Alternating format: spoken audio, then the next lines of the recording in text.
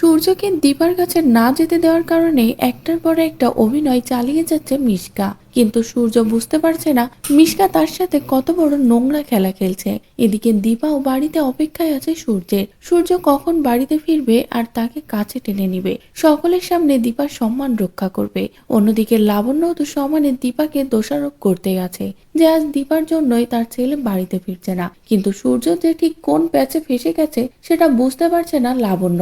এদিকে মিশকা যখনই বলে সে অনেক বেশি অসুস্থ, তখনই সূর্য কোনো কিছু না ভেবে মিশকার বাড়িতে চলে যায়। এদিকে দীপাও হসপিটালে গিয়ে জানতে পারে যে সূর্য গেছে মিশকার বাড়িতে। তখনই দীপাও আর স্থির থাকে না। দীপা বলে এবার আমি ওখানে যাব, ডাক্তারবাবুকে ঠিক বাড়িতে ফিরিয়ে নিয়ে যাব।